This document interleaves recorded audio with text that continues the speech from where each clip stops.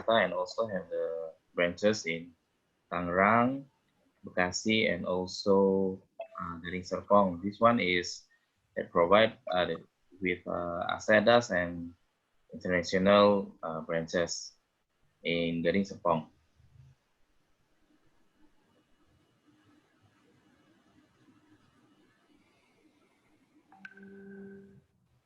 Suaranya tidak muncul, Bu Lovita.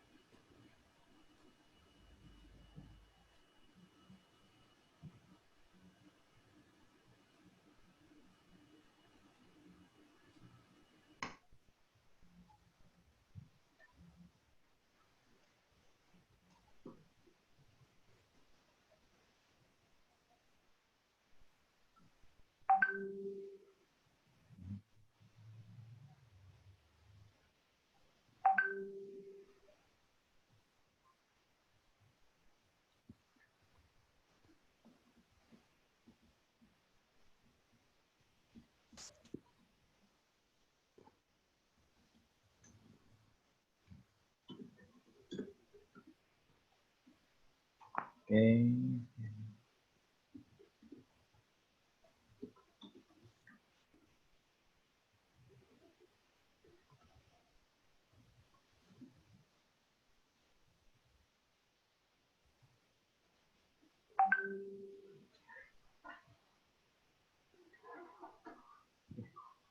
Selamat sore, Bapak Ibu. Selamat sore. A very good afternoon and also good morning for Prof. Angela and maybe his colleague Anita Like and the others from the other side of our globe. Yeah, thank you for joining us. Today our topic is around about the connection between the old and the past, I say, on between the individual and the social, between the man and the machine, between the old ways and the new ways of doing designing. Without further ado, I would like to, uh, yes, sorry,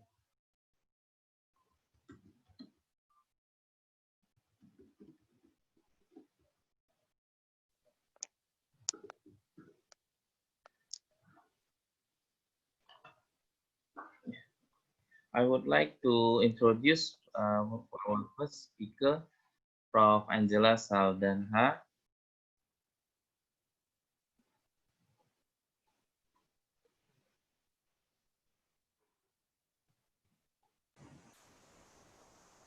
Prof. Angela Saldanha is a art teacher, yeah. Is it correct, Prof. Angela?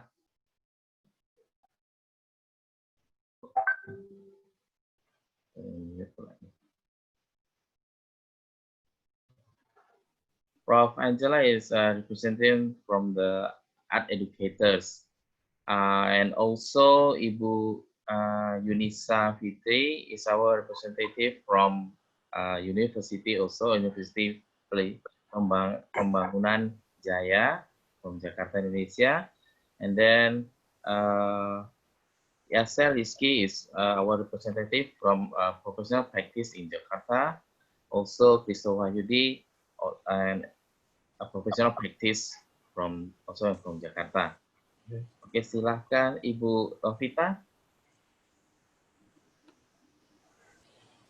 Ibu Lovita bisa memberikan introduksi tentang kampus, Ibu.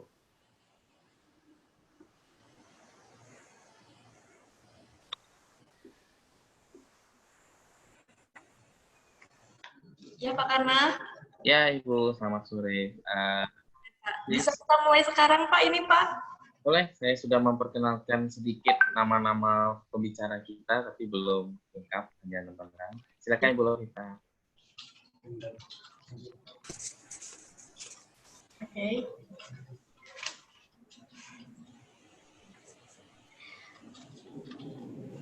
Good afternoon, ladies and gentlemen.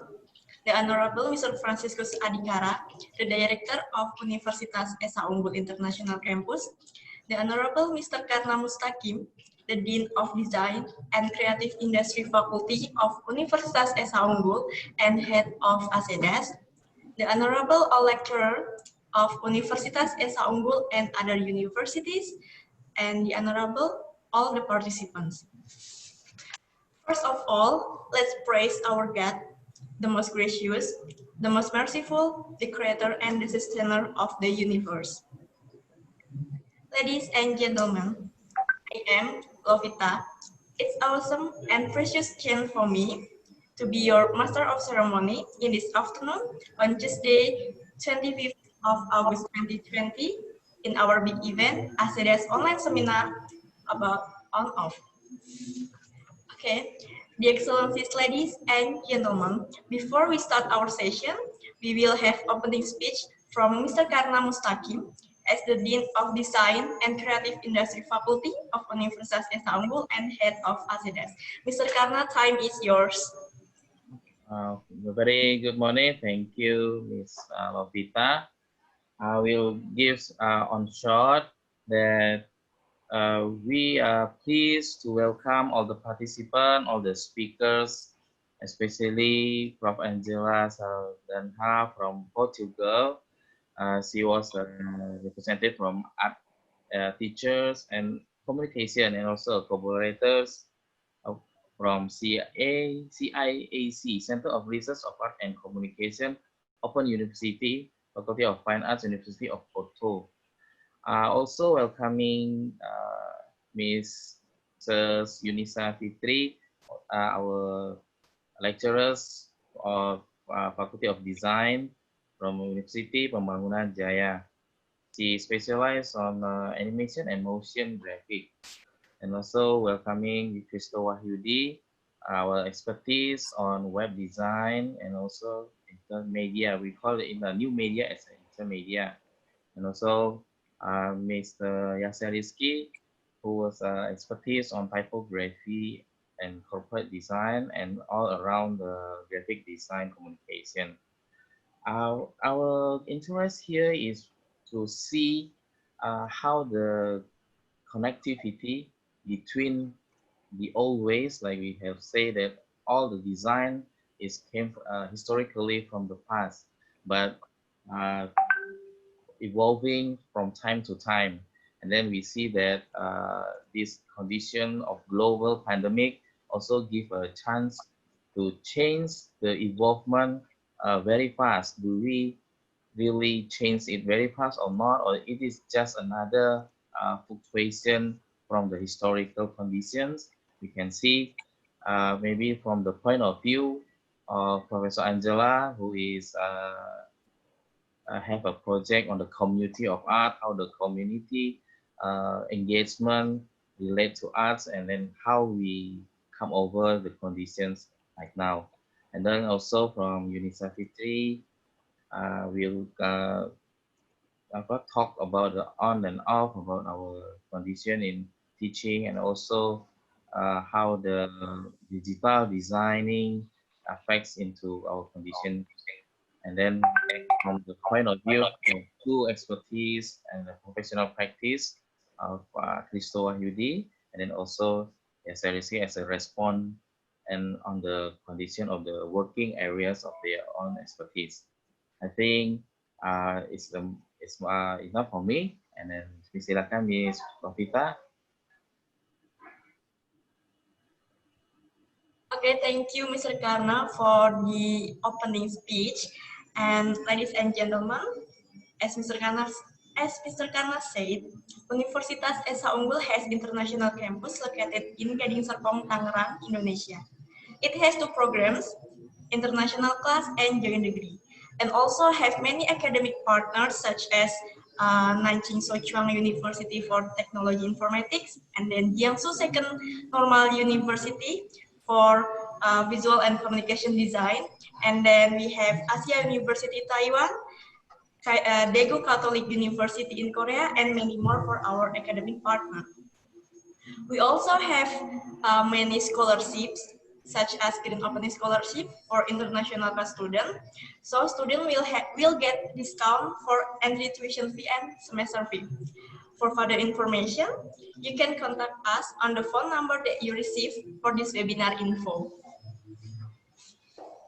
Okay, ladies and gentlemen, now we will start our session, and I would like to invite again Mr. Karna Mustakim, the Dean of Design and Creative Industry of Universitas Esa Unggul, as our moderator, and he will conduct our webinar today.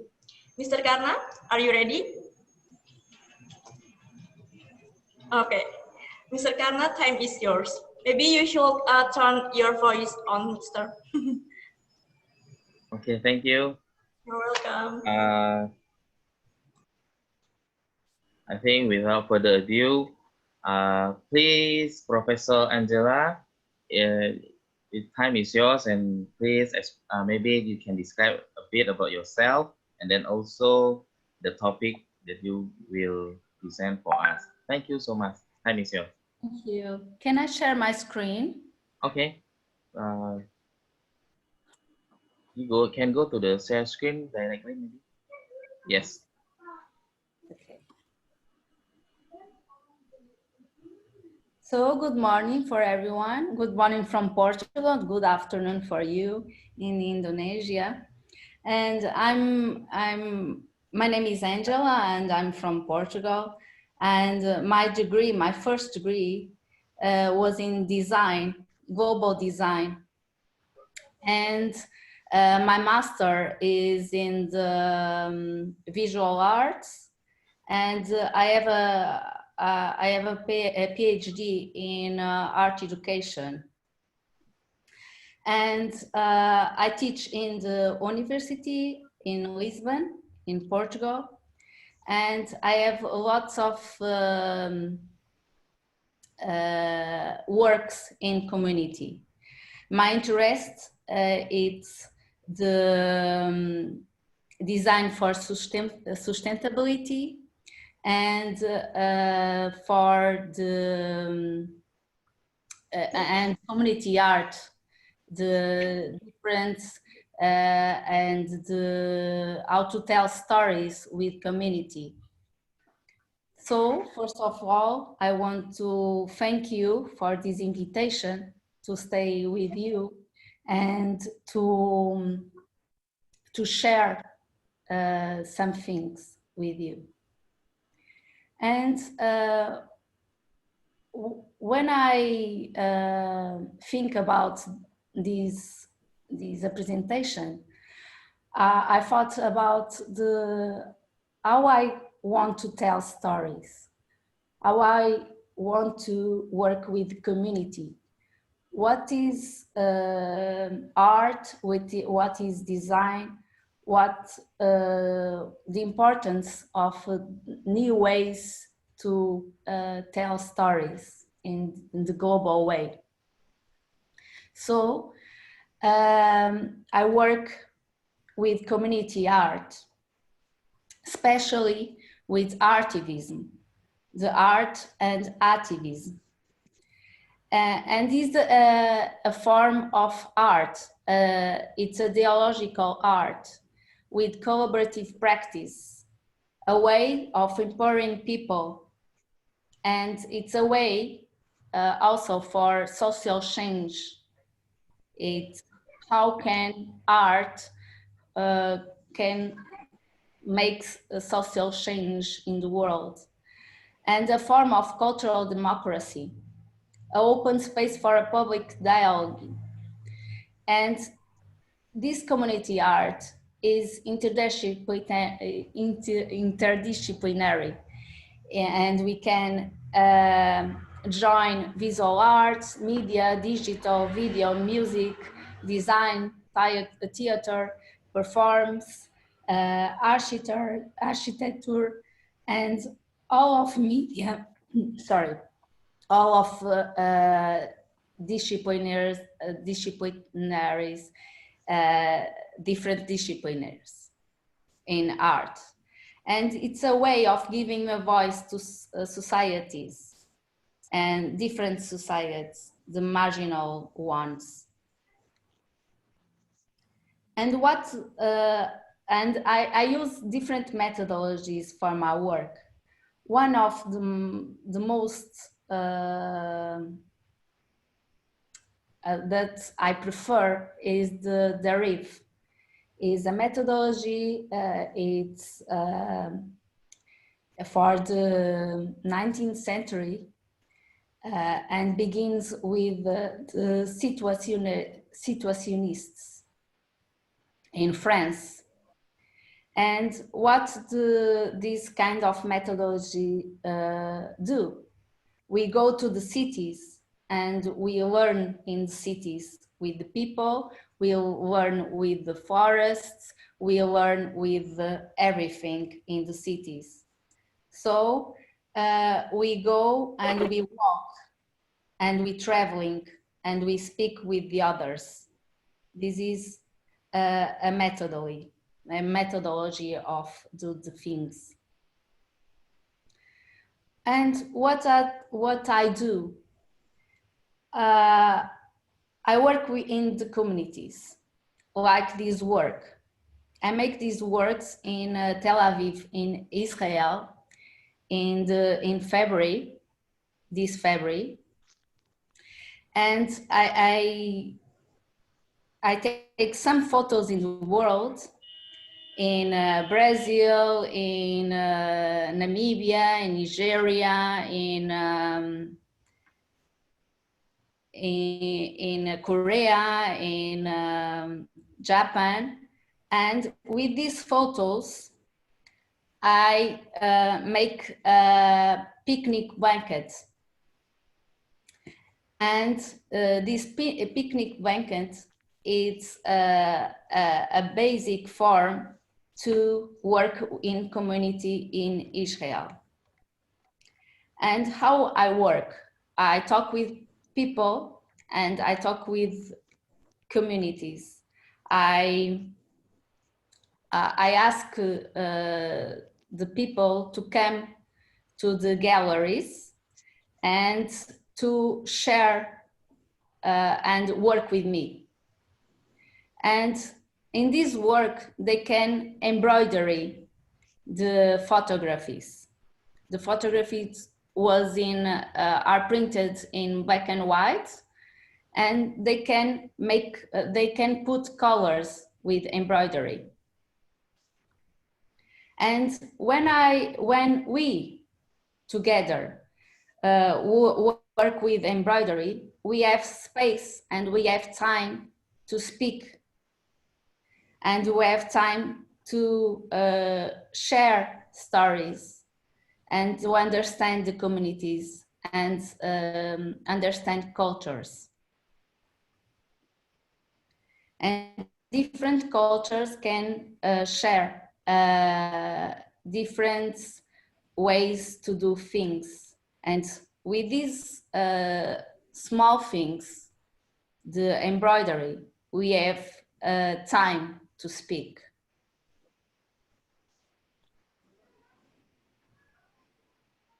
And different peoples with different backgrounds, they can share stories.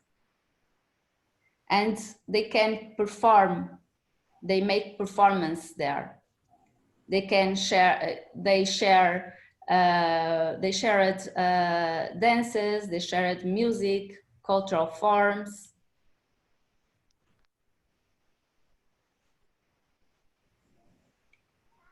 And they can make together a picnic blanket, and in the end, they share food together. And with this thing, we can make some empowerment and make the people with more power in the communities.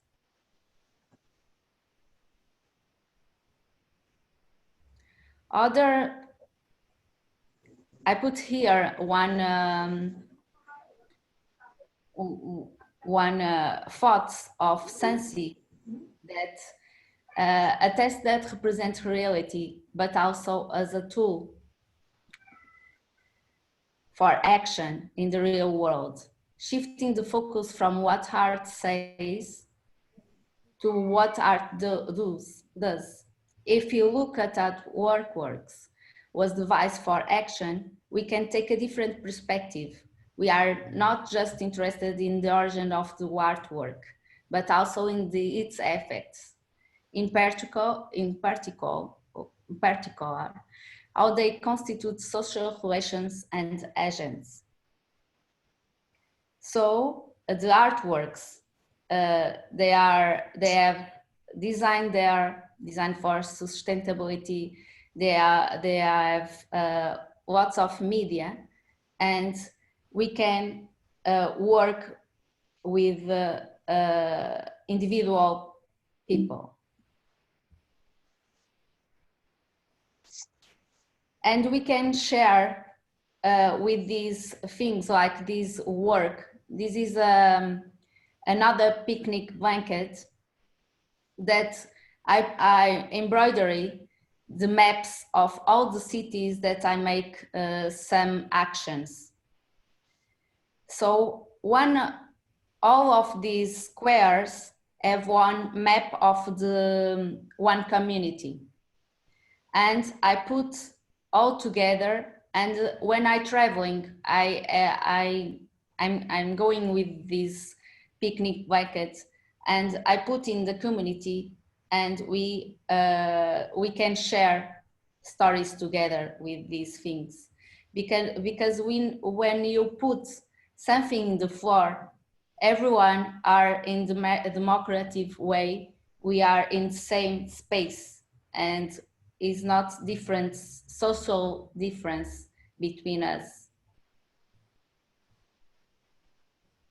Another work that I want to share with you is a work that I share in Japan, this one, and I make these objects. It's an object to share food, and I give some gifts to the people. And it's very important to make something with your hands to gift and to give to the others. So I make these with embroidery, and I make 100 of them, and I put in the gallery, and I make an installation, and I invite the people to share a meal with me. So they can sit with me, like you see in the picture, and we can talk with image, because in this object you can take lots of image by the background. In the black hole, you see, you can take some pictures, and you can talk with image, because it's very difficult to have the same language like us. I try to speak in English, and but sometimes in Japan, for example, it's not so easy to speak in English or in Japanese or another language. We speak with image. Another project I have in Hong Kong, in China, it was with the teachers, and we work with music and performance, and I share with the teachers, art teachers, sound image about traveling, about serenity, about being in calm ways, and to find the way, the individual way to do things. And with college, they make maps, visual maps, cartographies about themselves, and about how they want to make something in your lives.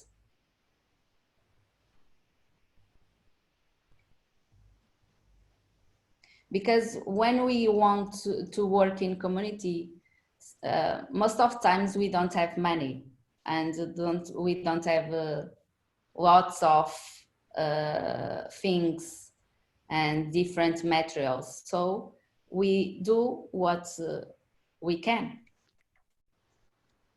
with different ages, and we share lots of things together also, with draws and collage and cuts on paper. And in the end, we can share this, and we can talk about the thoughts, and we can talk about the feelings, and we can make a cartography together. Another example of the project I do, it's this one. I'm making a tribe in Amazon. And I talk with my students, my PhD students, to make a small card to the tribe. And they make lots of them. It's a visit card, and they make them to the tribe. And it's like aliens with the indigenous people. And it's very symbolic, because you invite people to come to your house, and you do things with your hands. it's very difficult, is very different from to do in the fabric, or you do in a big machine. And this work is very simple, but it's very important for the tribe. It was very important because we with these cards we make connections, and they are more stronger now because they know in the other side of the ocean they have some people with them. So with these actions, we can empowerment the others to take action in the places. I make lots of bags with symbolic objects inside, and I make lots of travelings in Taiwan, for example, in Spain, in Brazil, in Russia, in Portugal, of course, in Russia again, and with lots of different ages, and they can make their own things, and they make different objects for different proposals for the community. And just one bag with the words "take action," and the community start to work together and start to make new things and nice things to them, and talk about democracy and the city that when they live and what they want to change and how they change.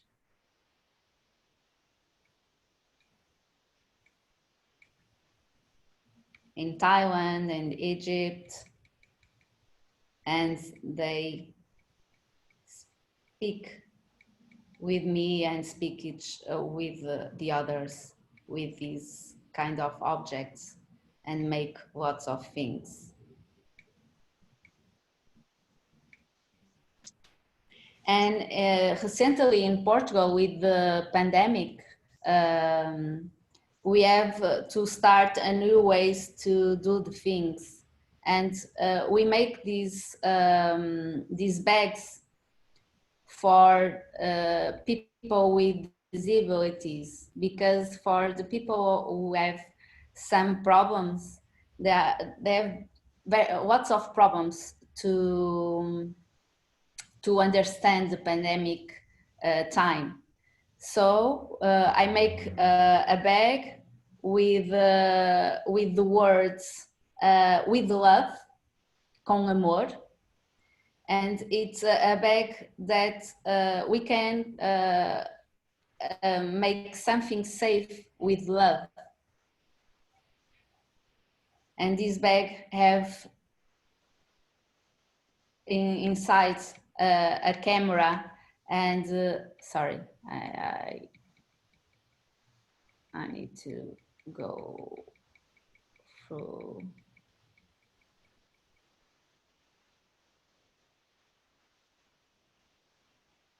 this picture. Oh, sorry.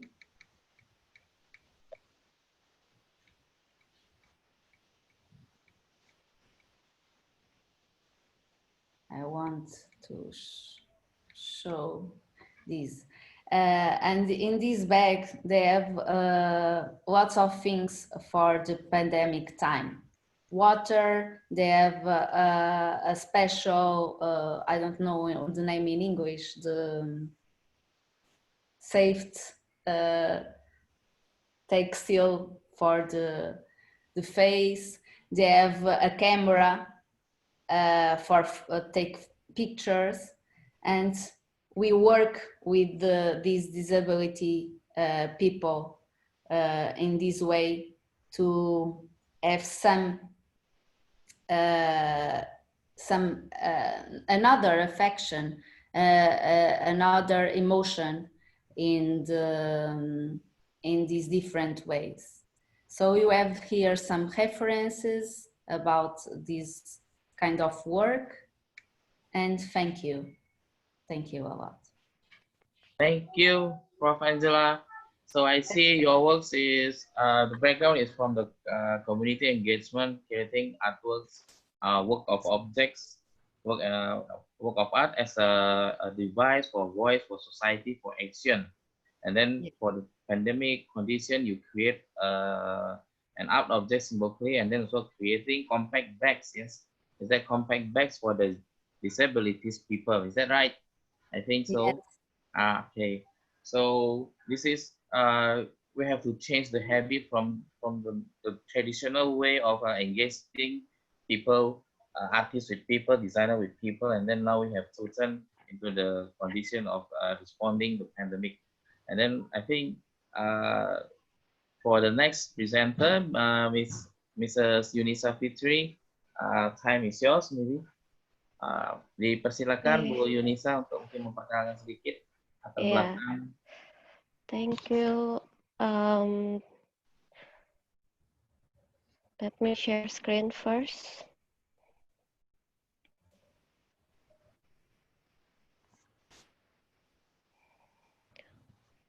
Oke. Sudah terlihat ya? So today I will explain about on and off design after before. In this session, I will tell you how one media design has changed following a world that suddenly changed from offline to online. And one media design that I will discuss today is motion graphic. So let's just start it. But first of all, what is motion graphic? What's the difference with animation? So motion graphics are pieces of animation or digital footage which create the illusion of motion or rotation and are usually combined with audio for use in multimedia projects. So basically we can say motion graphic is an animation and essentially it's animated graphic design. And why do people choose motion graphic? There is 4 main reasons. First, they're emotionally captivating because they move dynamically and accompanied by a suitable sound.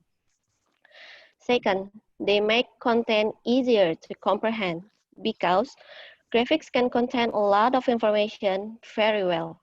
Plus, movement that makes it easier for the audience to capture the information that conveyed. The third reason is they don't require much from the viewer. The audience just stood still or sat back and enjoyed the motion graphic while capturing information so easily. And the last reason is they're easy to repurpose. Of course, when we create a design work, it is not always smooth. Very rarely, we make a design work once and it's finished. We often get revision from bosses or clients. Imagine if you make a work with video shooting technique with a female talent wearing a trouser, and we finish shooting, the client asks us to change the female talent to wear a dress.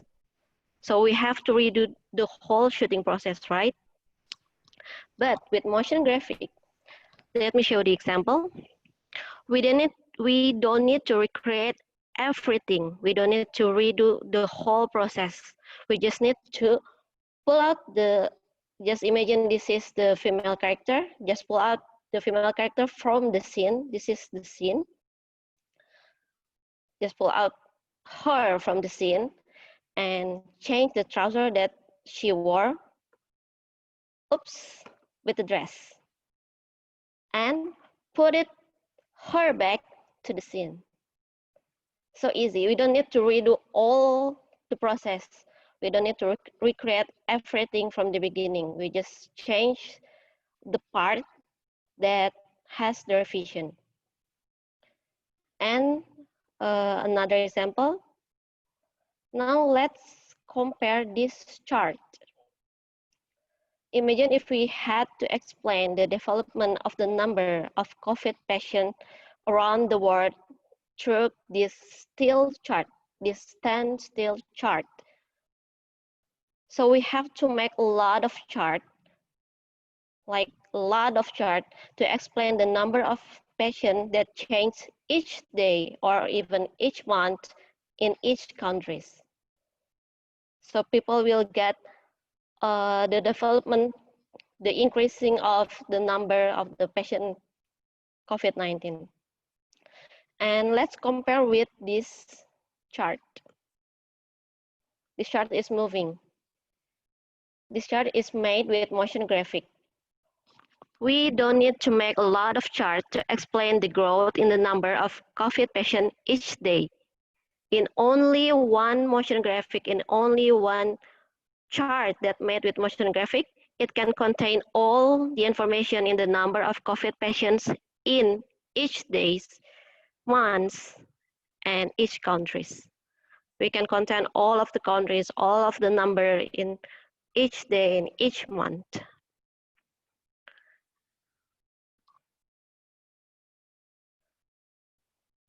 And this is how coronavirus spreads.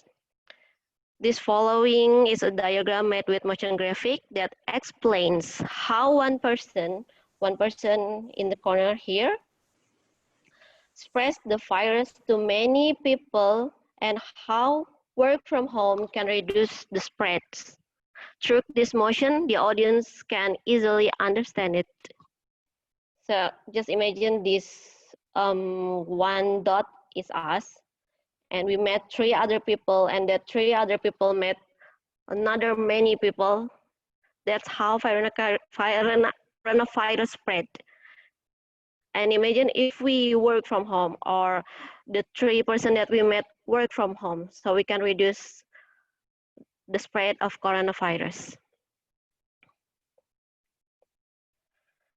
And now let's see how this pandemic has changed the choice of techniques in advertising production in Indonesia. I will play a Gojek ad that made in normal times. They make commercials with shooting techniques using 2 talents and of course a large of crew, and everyone that involved had together in one location to shoot this commercial. So let's just play the video. Selamat datang di Tata Berkendara bersama Gojek. Sebelumnya perkenalkan, ini Joe, ini Jack. Suara dari mana tuh? Saya Gojek. Saya akan memberikan panduan berkendara untuk driver dan penumpang Gojek. Harap salah satu dari kalian ada yang menjadi driver Gojek.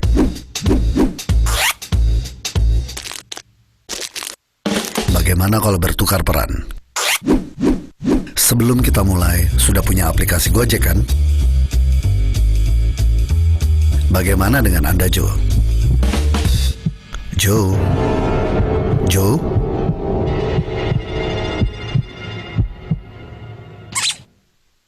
Mari kita mulai. Saat memesan layanan Gojek, pastikan Anda bisa dihubungi driver. Setelah mendapat order, segera menuju titik jemput. Jika penumpang ngechat, segera balas chat tersebut. Chatting pakai aplikasi driver Gojek. Pastikan balasannya tepat sasaran, sesuai konteks. Iya maaf. Segera jemput penumpang, jangan sampai mereka menunggu terlalu lama. Cek! Gue pinjam motor lu cepetan, gue pinjam motor lu mau ngejar layangan, hei! Layangan gue tuh! Bila terpaksa cancel, minta maaflah dengan sopan. Pastikan Anda tidak salah orang. Aja ya? Mari Pak. Dan jangan lupa untuk mengangkut penumpangnya. Jangan seperti itu mengangkutnya. Jika sudah bertemu dengan penumpang, berikan helm dan kencangkan sabuknya. Hey, it's interesting, but can you imagine how many people that get involved to make this advertisement. It's impossible for us to make a lot of people gather in one shooting location, right? So now we see a Gojek ad made during this pandemic.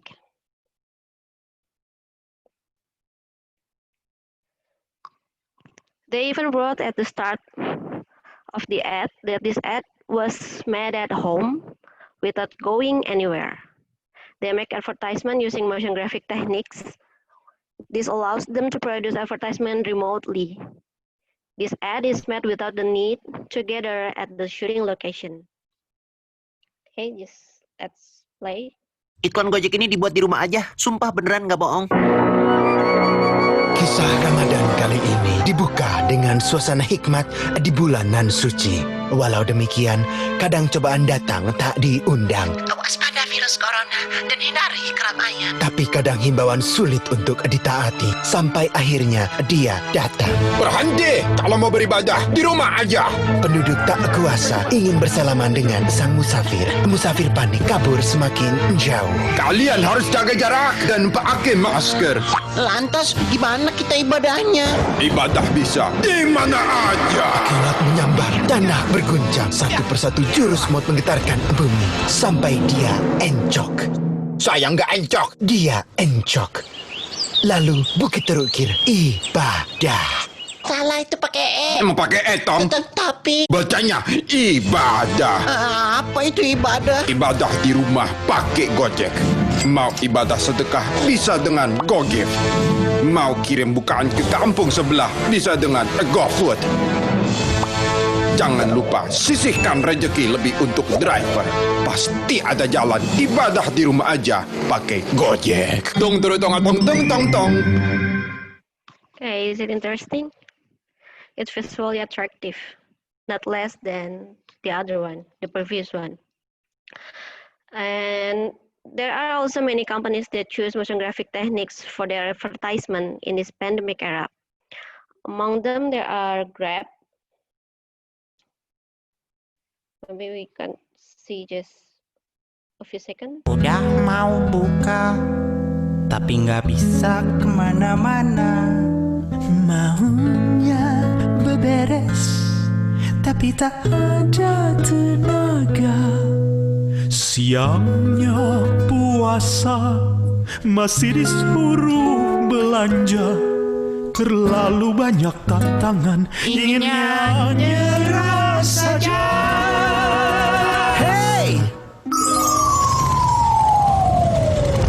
Yang positif dong, Kak. Karena momen apapun, kita siap antar Ramadanmu. Hah? Ramadanku? Ya, Ramadanmu.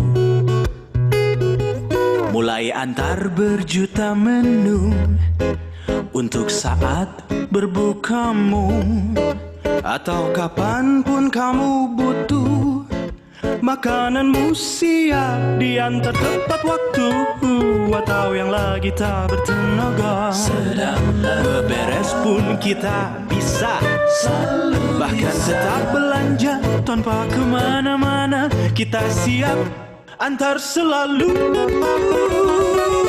Jika harus pergi kapan saja, kita siap penjaga, mau apa saja, semuanya serba ada. Kita antar yang kamu mau.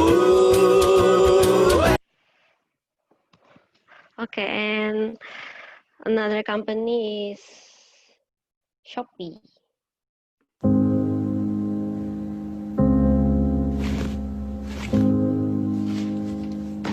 Lebaran sebentar lagi, keluarga telah menanti. Sayangnya tahun ini tak mungkin tuh kembali. Shopee dari emas, setiap pesananmu membawa kasihmu.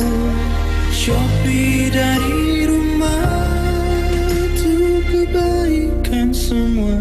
Shopee dari rumah. Okay, So the conclusion is with motion graphic, it doesn't reduce the quality of its information delivery, but it's interesting to see. And the most important thing is that we don't have to go anywhere to make it, especially in pandemic era. Thank you. Okay, thank you, Mrs. Yunista.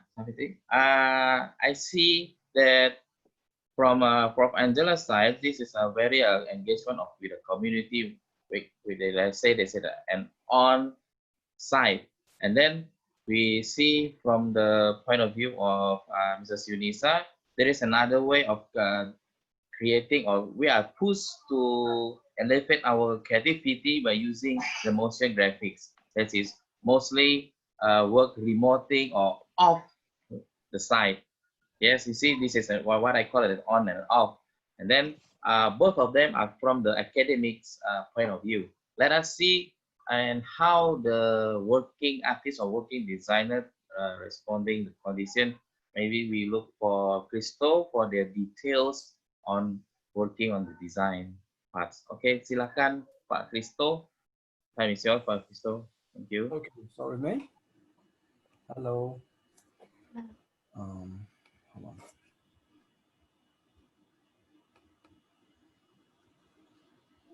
Silakan di share screen-nya. Okay.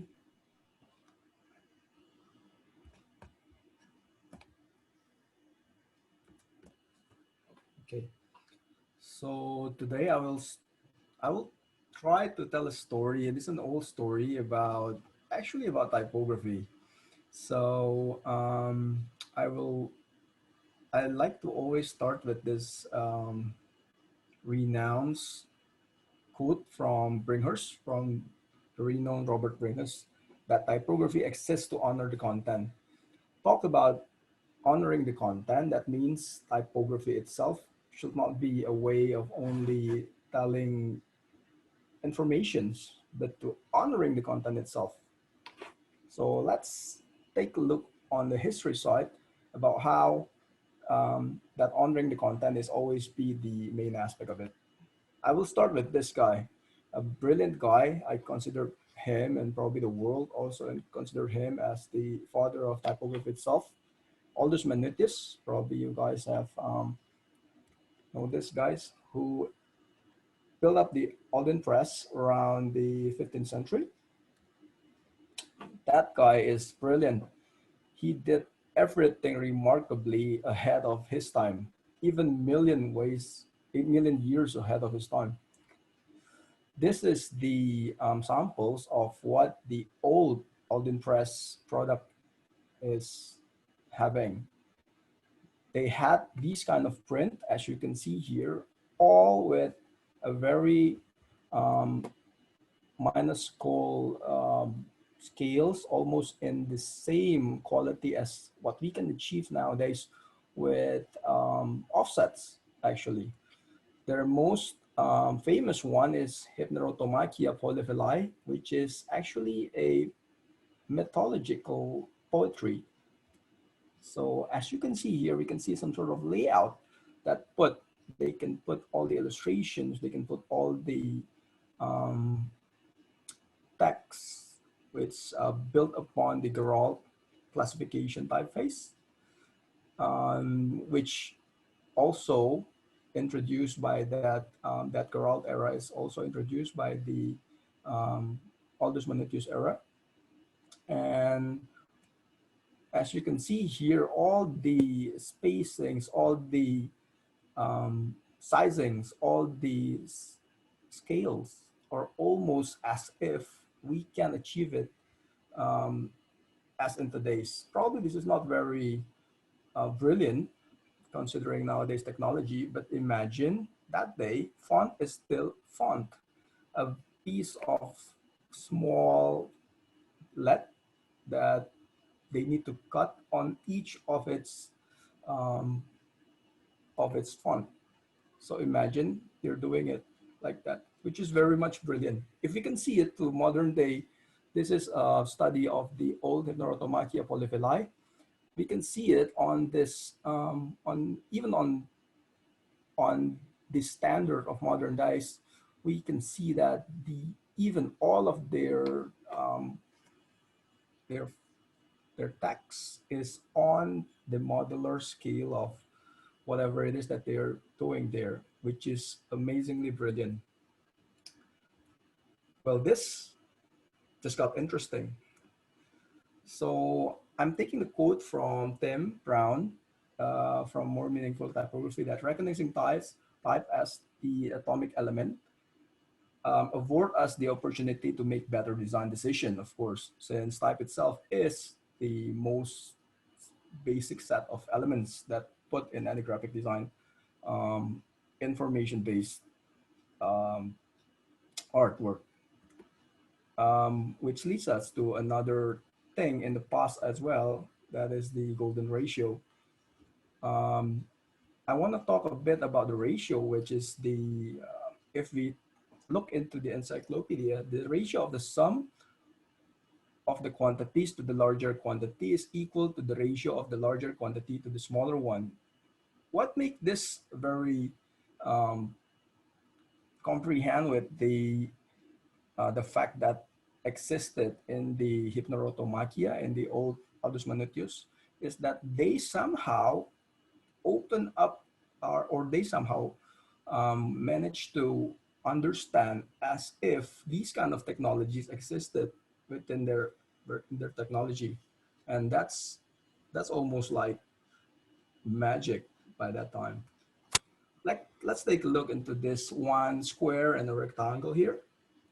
We can see that in modern mathematics, we can put this in a scale that leads up into a phi, a division of that. This phi translated into more scalar things that translated by the architectural technologies as a way where the Romans have a way on building things like that. This apparently, these kind of things apparently also been recognized by Aldus Manutius, which leads us into a brilliant way of doing those layout. If we remember during that Geralt era, the Aldus Manutius is the first one trying to tackle all this layout, if we call it in our time layout. Probably they don't call it layout on that time. I don't have no idea what they call it on that time. And they managed to some sort of figure out that they need a key type size and ratio. Let's say, let's take a look at this.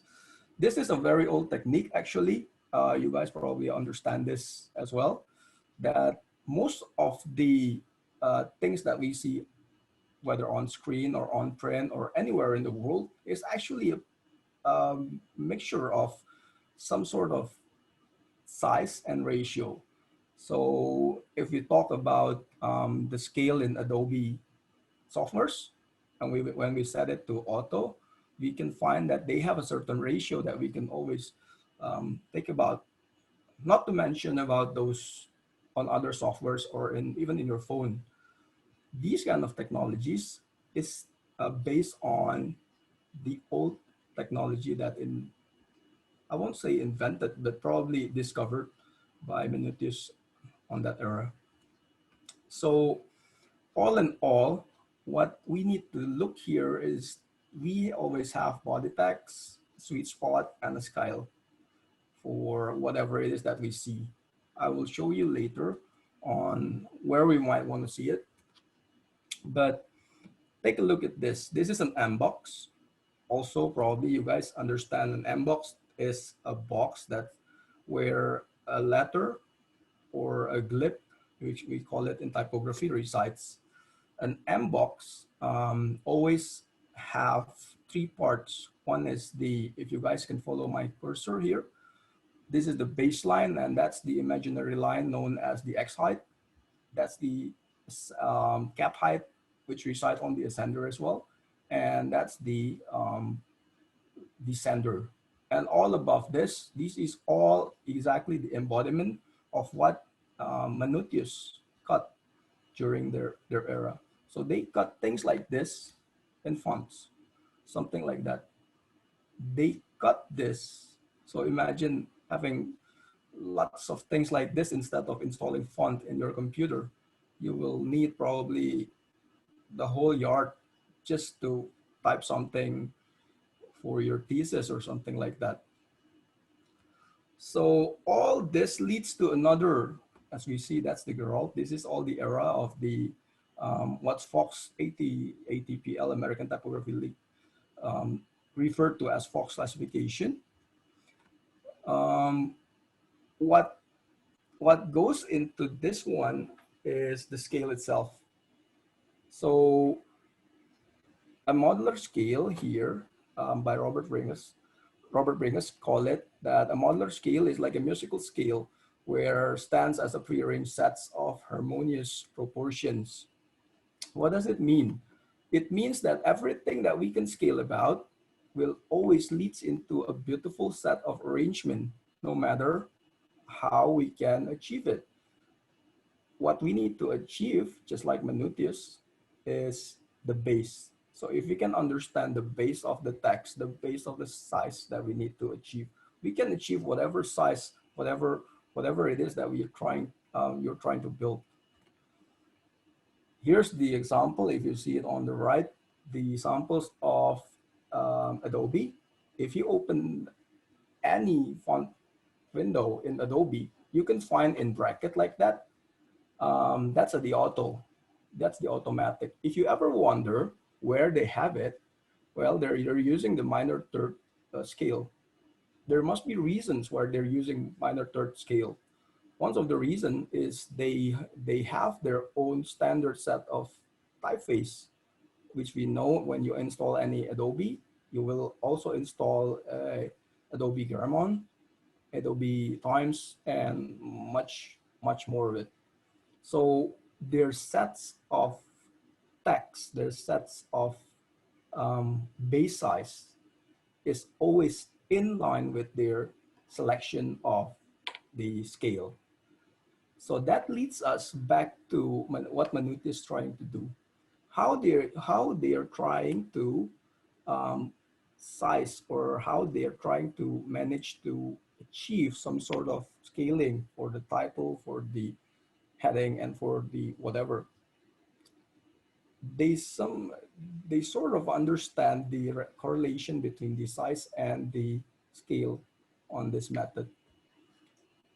So that leads us to, okay, this is just an example before I go on. So example, we set on the perfect fifth, which is the 1.5. We can set it to another point, what we need. Let's say you set the body, then you can put it into your head. You can put it into your lead, your let, and you can put it in the main title and the caption and so on. If you need it to be bigger, you can stretch it more with the scale. If you need it to be lesser, probably for your baseline grid, you can set something that's quite lower, and you can stack on each of it. This explains how they can build very refined typography everywhere. What's interesting is, no matter how advanced you are, no matter how fancy you can be with your codes and everything, what you're doing is actually this. And I'm talking beyond all the techniques, beyond all your CSS that you can write about, or beyond any softwares. This kind of technique, sometimes we don't really we don't get like, oh, that's what we're doing. But on the matter is, that's the same thing that we did as our father in design, like that. So if we move forward, using the since we are using the Anglo-American system, which is point, that we translated into 72 point as an inch, we can set this kind of scaling from the base point of the text into margins. If we talk about margins or talk about gutter. So let's say we set it into our margins and gutters. Then we can put the columns out of that scale itself. Like a half of it is 1.5. Then you can expand it more and more, the more you need it. This actually answers all our questions about what to lay out, how to lay out, and when do we need to use this kind of column and that kind of column. Everything is all there. The and it's always like that actually. And our ancestors in design is doing it, no matter in graphic or in architectural or everywhere. So what's interesting is now that that kind of method is actually brought into the digital era. So we can see it. The way we build things digitally now is also like that. So this is how we can build from the type design perspective. This is how we build about the text rendering. So if you ever achieve a text in your computer that's rendered, you said that it's incorrectly, I might say that it's less elegantly. That's actually just a matter of play about the rendering. And that's just merely a less detailed perspective on the old ways of doing it. Yeah, that's the examples of the less, if you can see it on top, you got some groggy font up there.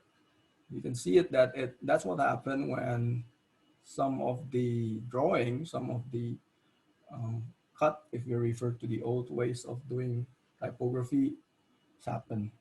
I believe you ever or probably found this, the top samples are often in your computer. That's probably because you're installing some fonts that less elegantly cut, if we call it like that. So talk about it.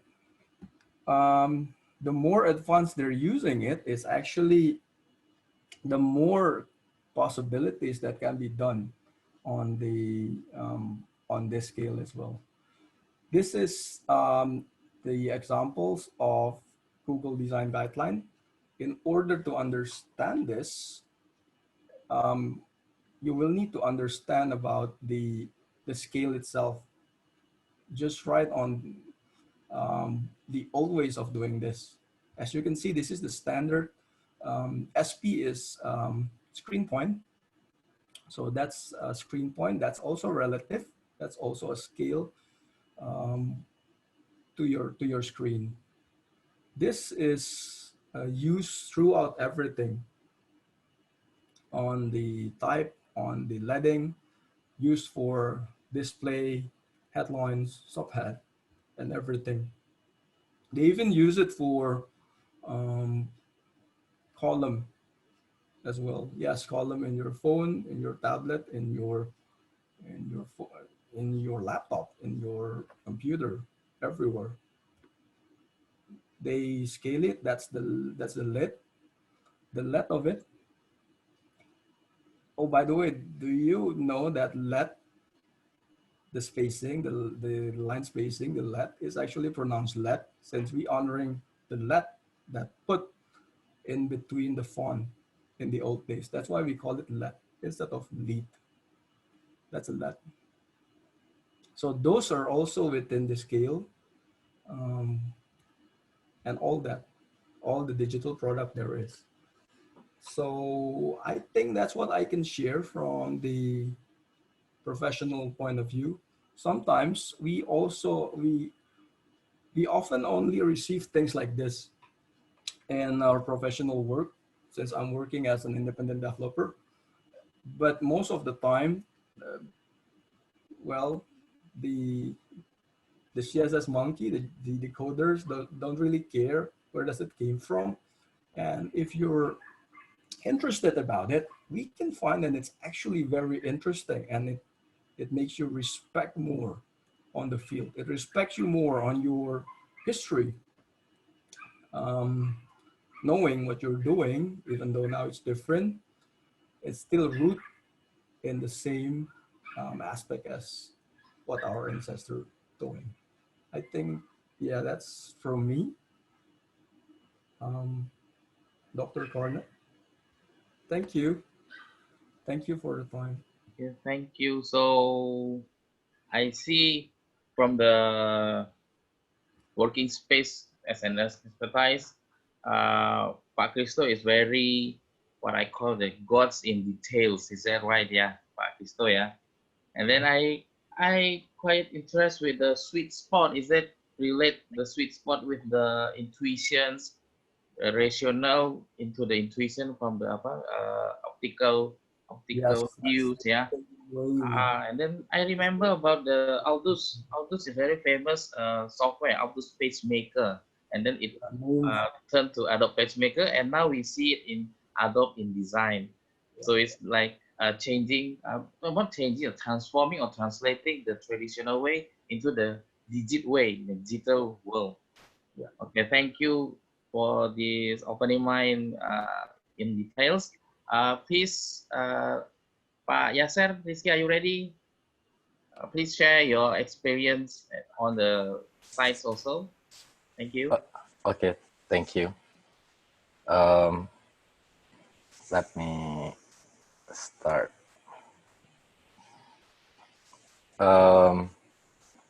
Okay, hello everyone. I will share my a bit inside of like what I'm doing, and then what is my knowledge in graphic design. Basically, I'm a graphic designer. I have a three occupation basically. I also like active in lecturing in some Indonesian university, and then sometimes I do art and craft, and then but my background is my bachelor degree is graphic design, and then my master degree is product design, and then okay, let me full screen. So it's kind of confusing title. I just want to play about the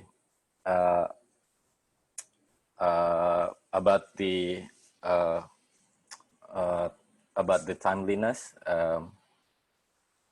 So the biggest question facing typography today is what does typography mean in the era of digital technology? And and nowadays, basically, typography is everywhere. Ready-made fonts are everywhere. We have thousands of fonts as default for our device. And then million of other variants already available online, and you can download it free and paid. And then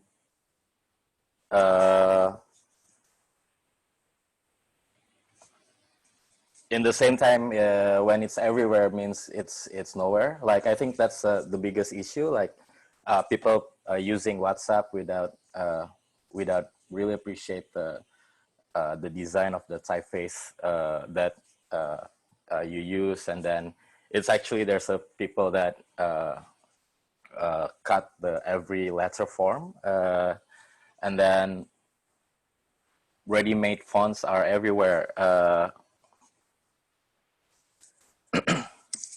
And then fonts, typeface are no longer the real thing. It's just a collection of variants of the alphabet stored as bits of binary data ready to be displayed on screen or sent to the printer. and then these days it felt like people today understand typography as only as an activity of tinkering with variation in letter form. But the problem is in the situation where there's a gap between the variant form of the letter itself is getting closer and closer, then why we still still designing a letter form for typeface. And then typography, like these days, it's just merely a trend. And then and then without realizing it, we have been thinking quantitatively mechanical. So I think this is one of a big issue in general graphic design. It's true that typography, graphic design are really it's basically a geometric form blueprint, and in our techno-capitalist culture, designing typographical blueprints are similar to blueprints that already exist is plagiarism that violates copyright. This is exactly we are less aware of. We see typefaces only in terms of their quantitatively scalable geometric outlines, which is surprisingly similar the way machines see typeface. The problem with this is typography became incontextual and very historical. And then,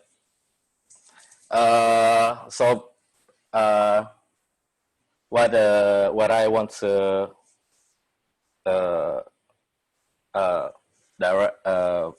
lean on typography art in general. It should be beyond subject, object, and representational. The subject-object binary certainly place art of typography as subjective phenomenon, impact, degrade the meaning of art itself as a mere matter of taste or subjective construct, completely fictional.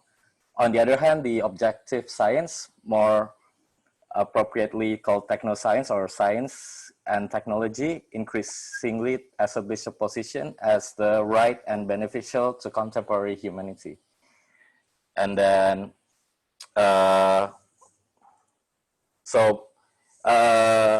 with the problem with the on the other hand, the problem is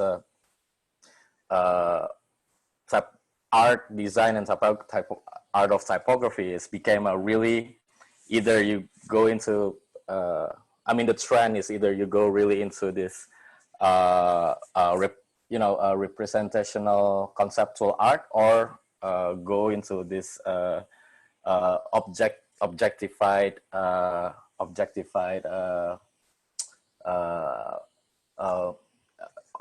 being objectified by geometric value. Then that's what I started to. Most of my artwork is based off that thinking. So this is one of my work. I create a calendar that try to being not representational. This is the cover. It's just a calendar for a paper company. This work is in this is a 2012 work.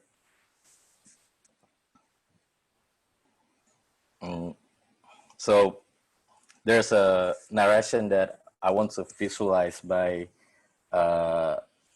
typography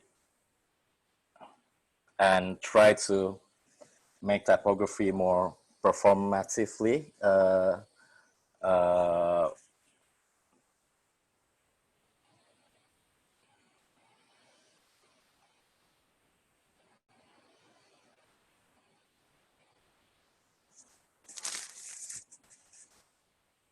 this is the detail of the design.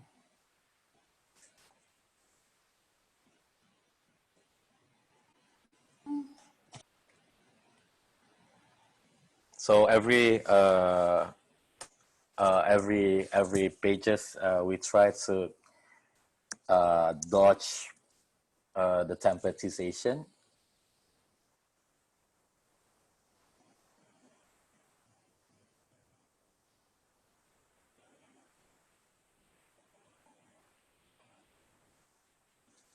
Then this is a second project for Eid Mubarak card, and then the theme is absolution and reflection.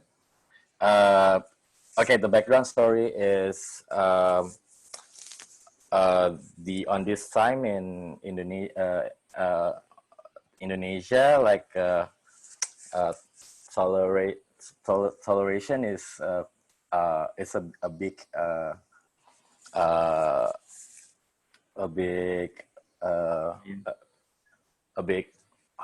what's called challenge in around this year in 2015, and then so in this on this Eid Mubarak time, I create a bit like a greeting card basically, and then the theme is absolution and reflection, and then on Eid Mubarak, like Indonesian people, meaning is actually to forgive to each other. So I try to pull the narration of forgiveness, but in all different religion that outside of Muslim, and then this is the execution.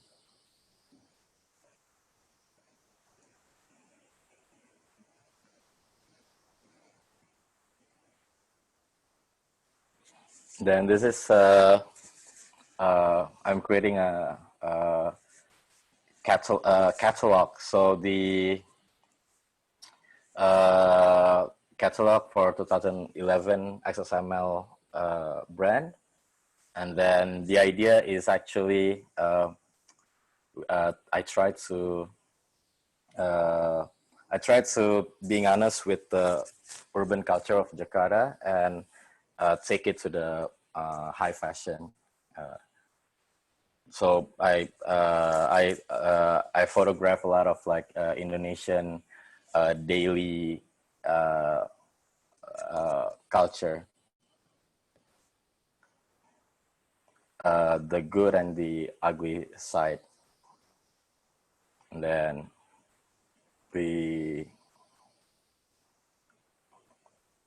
this is the catalog.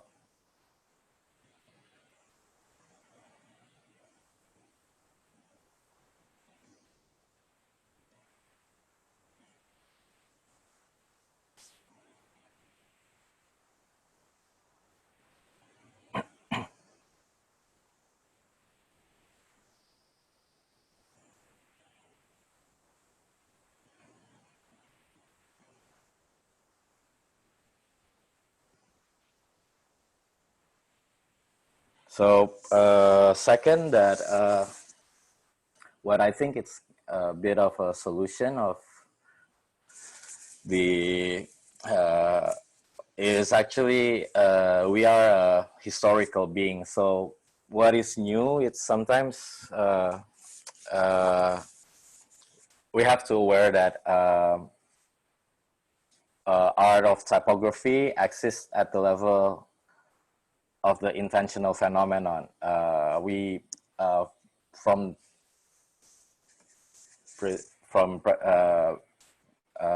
now, like we see to the future, like what we want, and then we base our judgment based from our past, and then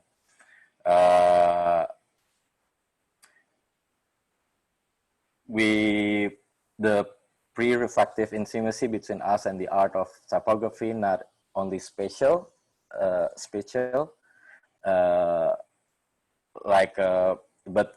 but also characterized by time.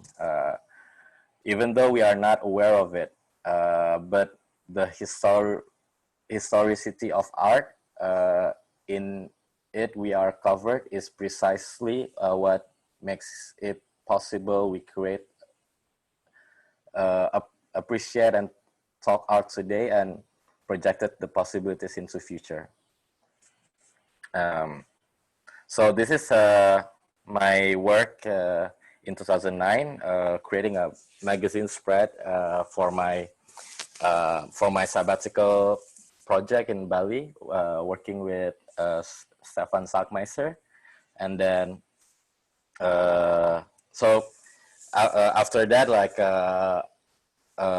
the Indonesian magazine asked me about the experience, but then, as you can see, I'm not really good on writing. So what I do is actually a visual narration. So the idea is taken by how template is. Everybody, if they want to talk about Bali, they take this barong icon and then put it in the center, and then I decided to do the same thing, but instead of using barong as a icon, I'm using a leak, like the enemy of barong, as an icon, and then just put it on the center. And the process, all the type is actually handcrafted from, the typography is actually handcrafted from organic material. And this is the result.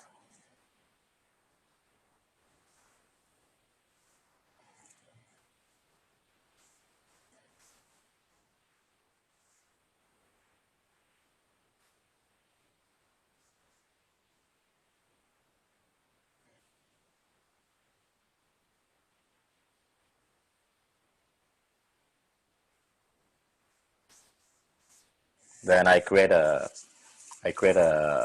artwork because I think this is for my personal personal belief. I think the project is working and it's actually really helpful. The project itself is really helpful for me to actually explore myself.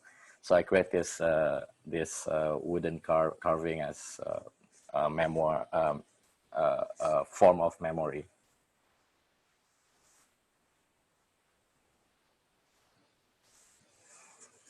And I think the last is actually in our technological age, which is glorifies scientific knowledge, which is presuppose Cartesian dualism. Art tends to become more and more dematerialized and overly conceptualized.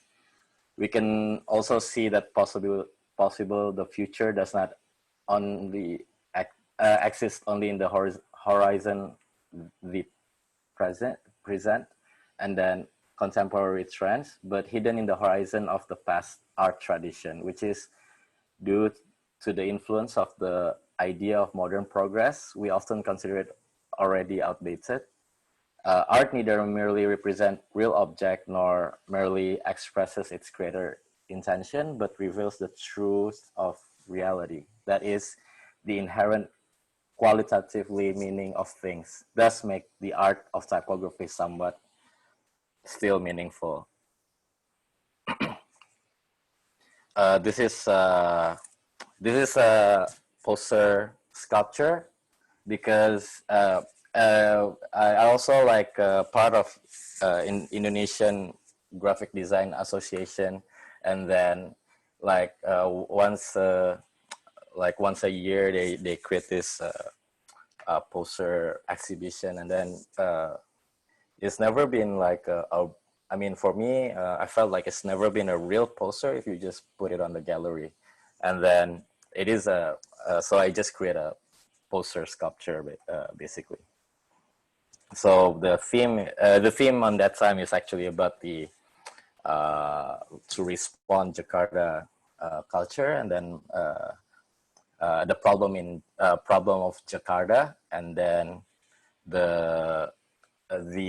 my poster communicate we are the problem of Jakarta, like the people is the problem of Jakarta. I mean, I'm as the Jakarta people is the problem, and then it's basically a bit uh,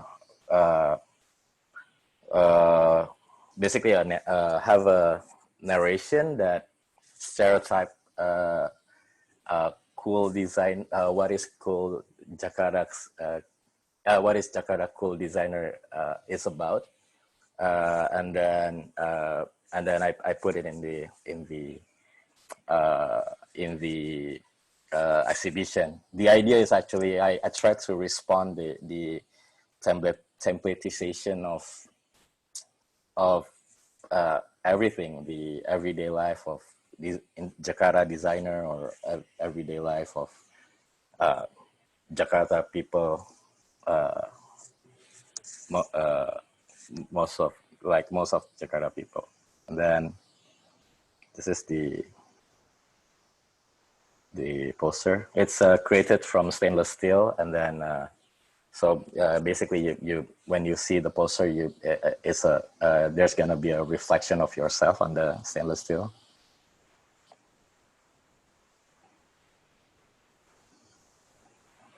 And then in 2010, I create this kind of like a typography installation that built from everything that in that installation is built from typography, and then the like letter H became a from one side it became a letter H or O, letter O, and then L, but on the other side is something else, and then this is like from one side became V, and then from the other side is basically a Rex, and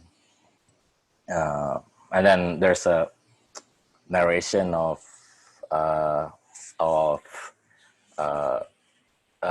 I criticize like Indonesian design.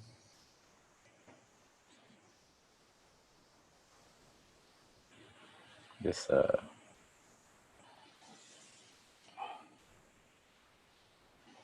then this is the sorry.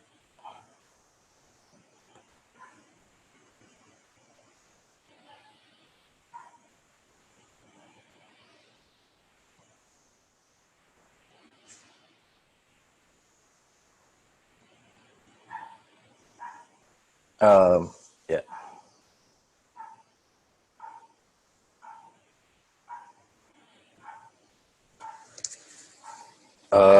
And then same ideas, I create another sculpture in 2015.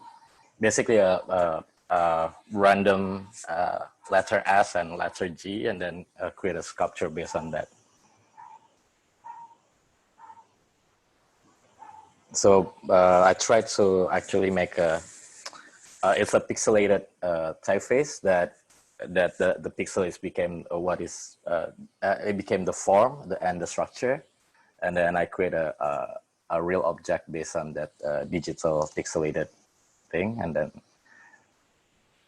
this is from one side, the other side. Then I did in 2016 I did the same thing, but in the bigger scale. I create a plaza for like a typography plaza nearby the Indonesian National Monument, and then the biggest thing is actually the monument itself is already have a kind of like a constructivism style in the 40s, and then the idea is actually to build something new, but still respected that monument. And then so we did a lot of research. We did mind mapping, analysis, theory, and then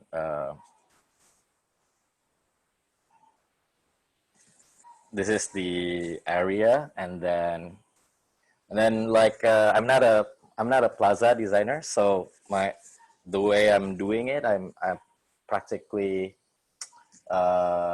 make a layout grid system based on the area. So it's all the grid system is actually based from the print, like a standardized print grid system, and then I try to implement that into this form, into this shape. Then for like the elements, the art elements that inside, I do a lot of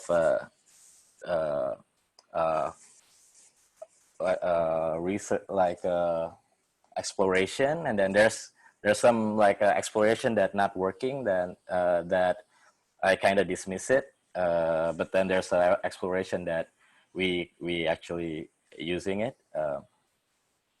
So the idea of we try to find a typeface that can represent the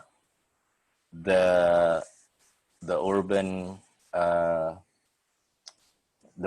and the urban culture of Jakarta. So this is the typeface that we designed for that.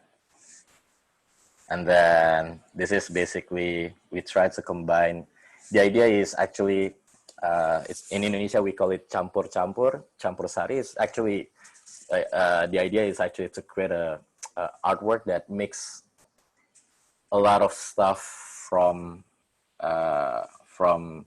most of the typeface that in Jakarta that people used to using it. And then this is the design, and then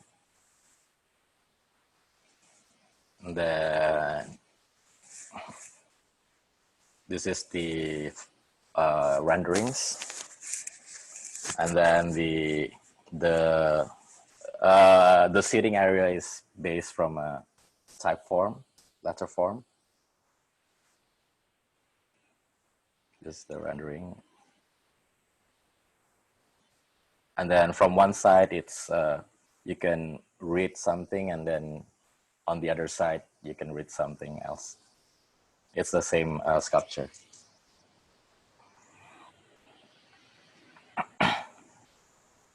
And this is the final result.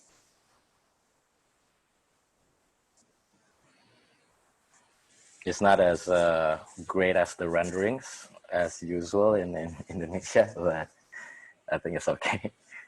Sorry, I think my laptop is hang. Oh, okay. So this is the result.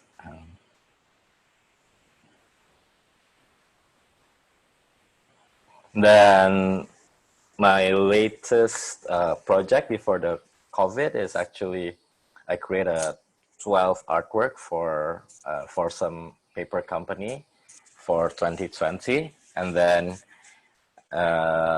we actually already run prints, and then but they cannot do promotional because of the COVID, because it's a print works.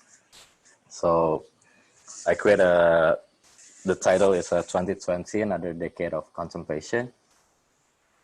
And then basically like what I feel about what I explored internally. I try to put it in the 12 works. And most of the work, I try to I try to treat it differently, like in the 12 visual.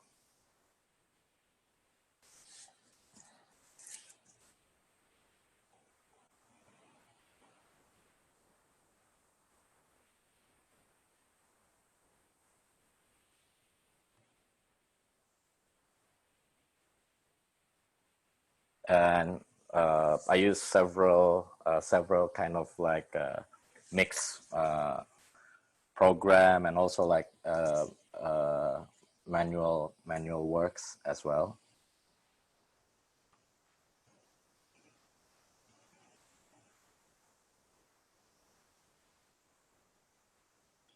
That's it. Thank you.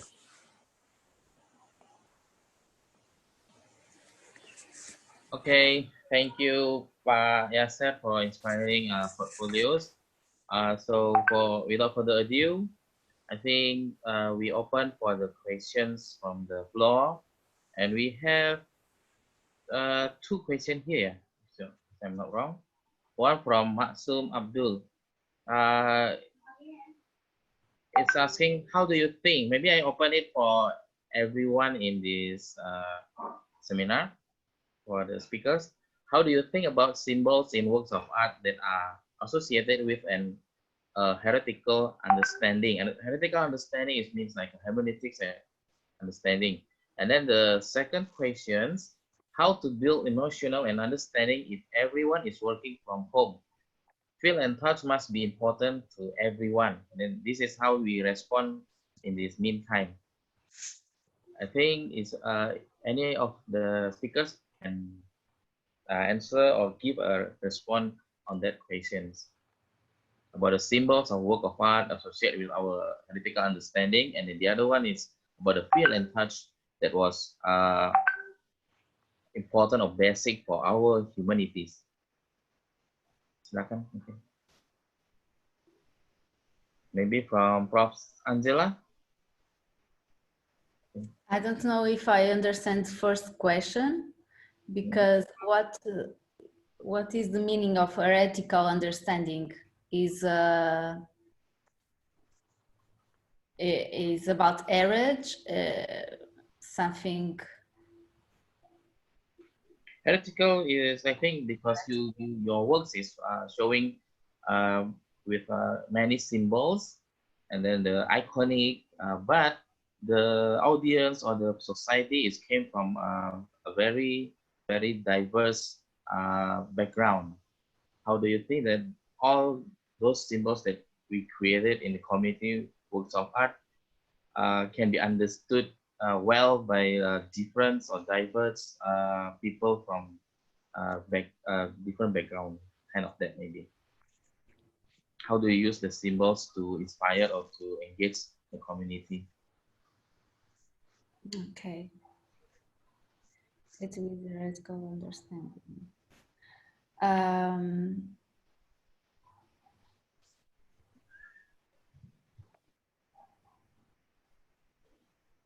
First of all, I think the symbols, we need to work the symbolic things with the persons and in the schools.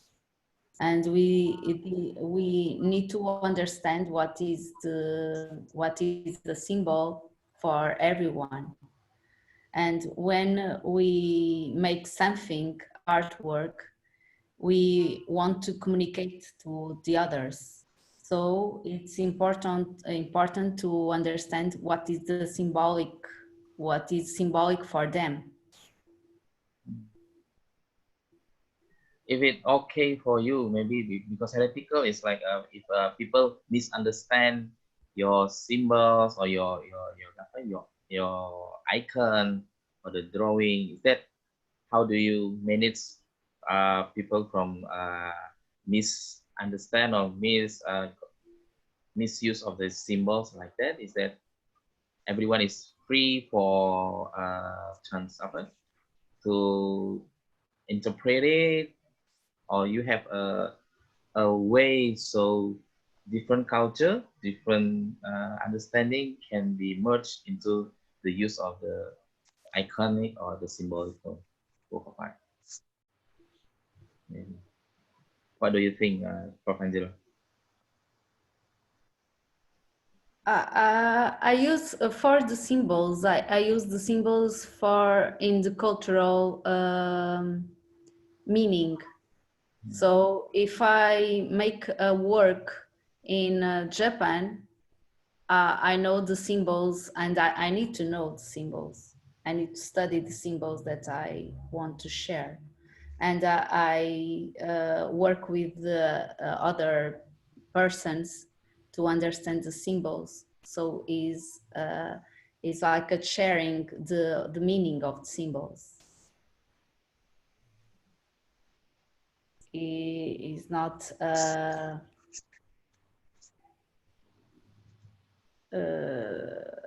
it's important for the artists have a good ways to communicate to the others.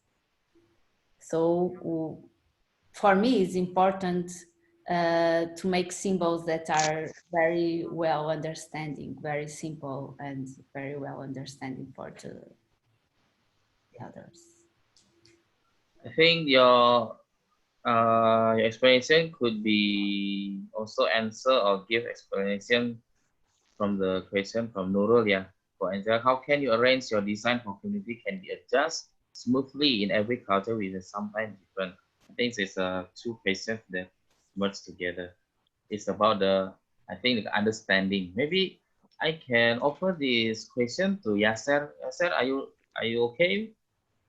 So, what do you think? Because there's a question, but I want to just mumble jumble to join to immerse the questions.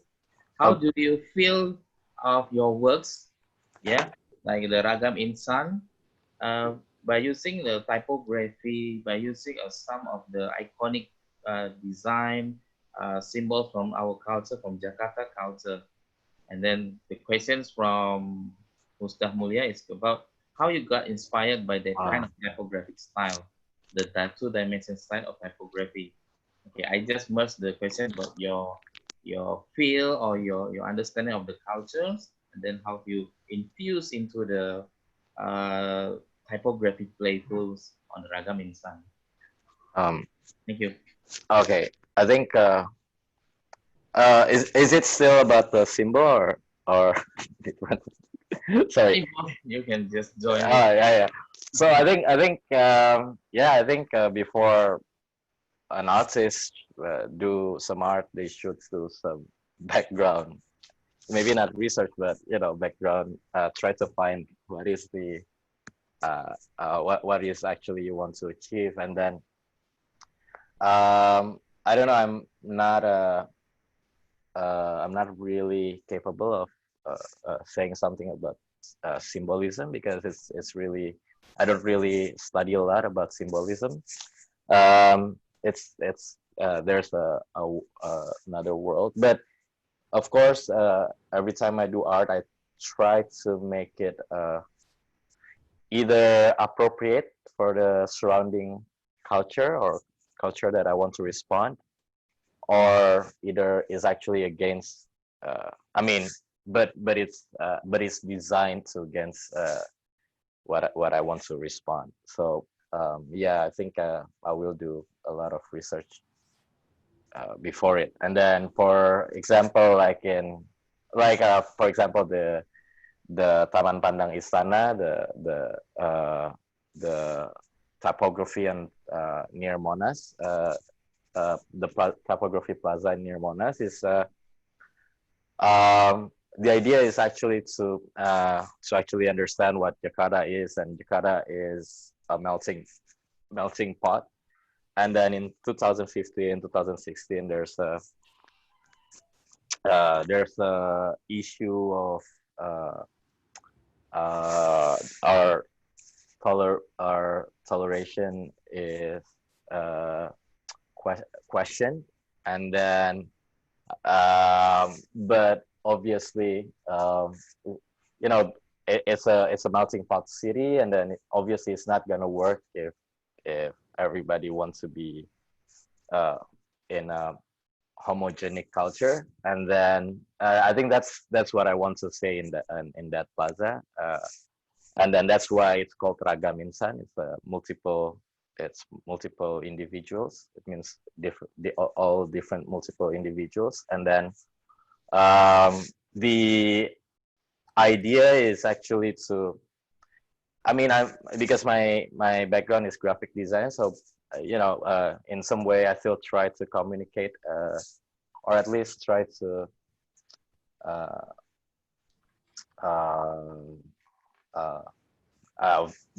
my design as a language to even if people don't understand, at least get the same feeling. And then most of the research is actually based on what Jakarta culture but in from my experience, because I cannot say from other people's experience. But also, like, I'm studying what is actually most people thinking about Jakarta. So so that's kind of like somewhere in between that. I think that's the idea. Okay. Okay, thank you, Pak Yasser. Now I would like to maybe challenge these questions ya to Pak Kristo ya, Pak Kristo. Kenati that Miko is asking how to build emotional understanding if everyone is working from home. Feel and touch must be important to everyone. I just think about that. Your approach very logic, very rational. And then, how about the touch of the about the touch, about the feel, in terms of using all this rational, or maybe I call it embodied rationality intuitively, kind of that. Please share your maybe experience about it. Okay, is it about working from home or about the feel, how to use the feel and touch by working from home? So speaking of working from home, I'm actually a digital nomad myself, so I'm not really so I've been doing things like this since ever. It's not something that I brag about. I understand that having the community um, to grow yourself is highly needed, but being digitally there doesn't mean that um, you're not humanly there. So we're still here. We're still everywhere. We're still together, even though our physical might not be there. And speaking of which, the feel and touch, emotional, I think, in my own opinion, in my own um, experience, well, it's indeed somewhat different, but probably it's a matter of it's a matter of the, the more often you're doing it and you're being something like that. It's not that when we did something on the digital realm, meaning that we're disconnected with all the humanity or some sort of thing like that, but the way of exploring other human, the way of exploring um, communication in a communal um, way is still there, even though the medium is probably different. So if I may speak for myself, yes, indeed, we missed out something that we can do communally throughout the group, throughout the working space, but well, as they said, new normal, probably it is like a new normal, even though I don't know whether it's a good normal or it's a bad normal, but it's a new normal indeed. And yeah, human being will adapt. For if I may speak for myself, I think that's my opinion. Yeah, thank you.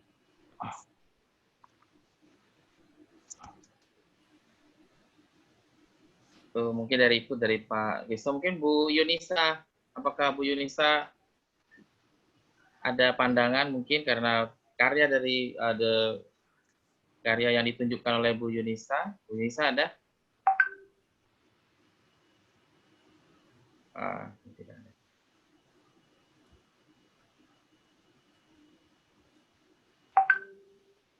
Atau mungkin ada teman-teman, silakan, kita masih ada 9 menit ya, lebih kurang.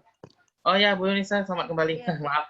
I think that your presentation is motion graphic. Motion graphic works is created work from home, and then but you show us that it can be deliver a message that very touch our feelings. Maybe you can share about your opinion about work from home, and then how do we manage the touch and feel about our works. Okay. Thank you. I think that's the lack of motion graphic. We cannot touch it literally, but the music that we use in motion graphic can touch our feeling, because it will be different if we hear something upbeat music kind of thing, and when we compare to music, mellow music that we hear, we will feel blue and mellow when we hear something uh, slow music, right? But when we hear upbeat music, we will feel energizing and we will feel happy for some reason. So with motion graphic, we can make people feel what we want them to feel with the music and with the visual. With a suitable visual and music, we can make people feel the way we want them to feel. But for touch, literally touching, we cannot make it by motion graphic, of course. But at least we can build an emotional of the audience, and we can make them understand what we want to say, what is the information behind the motion graphic. I think that's all from me. Thank you. Thank you, Bu Mrs. Yunisa. I think it relates to my study, my postgrad study, my master study is about visual and music. 15 years ago, so we see more and more that the visual and the music is like engaging our sense. And then this pandemic with this digital, virtual condition, it leads how we develop two of that. Maybe there is another question from the floor. One more. Is there anyone? Just speak up from your mic, our virtual mic. Is there anyone? We got 6 minutes before closing.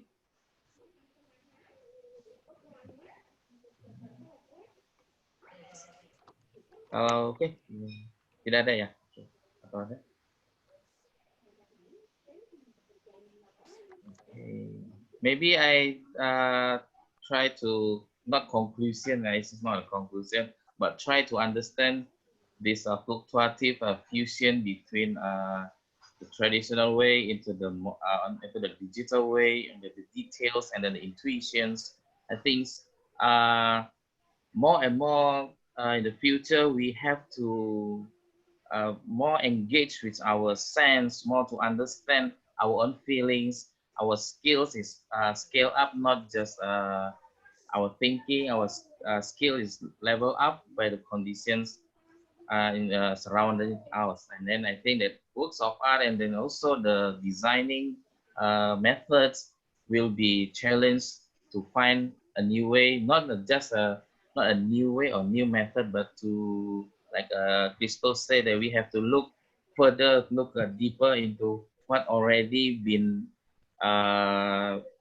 what would you call it, construct by our former artist, former designer, because maybe the conditions like work from home is just likely the Aldous Martinez work from home at his era, because no just working from home, no cell phones, yeah. And then at that time and on the all time, they found many formation, many formulas, many things that we in our modern still have to use them in the works. Maybe that was just from me, and I give it back to our lovely MC, Ibu Lovita, silakan untuk menutup. Okay, thank you, Mr. Karna. And thank you for all the speakers. It's a really good and inspiring material, so we can learn together. Okay, ladies and gentlemen, before we end our session, let's have a virtual photo together. Please turn your video on or turn your camera on because we will take some photos. Okay, everyone, turn your video on, please. Okay, everyone. Okay. Okay, our team will take our picture together. You ready?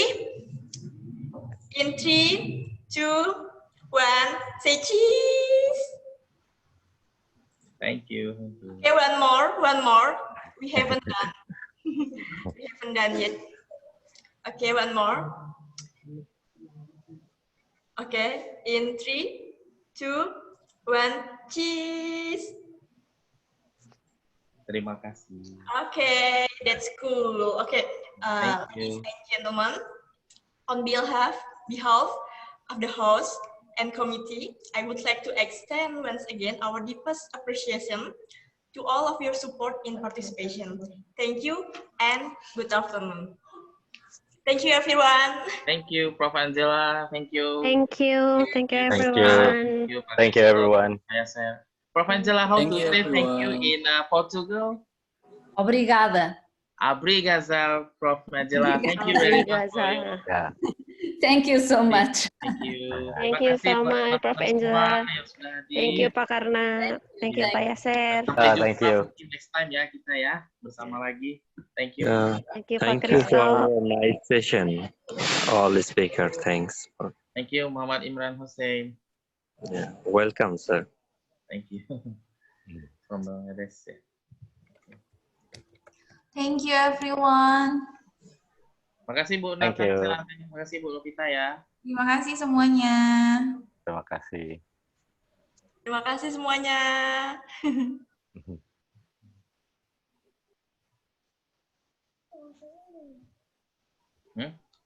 Oke, ya.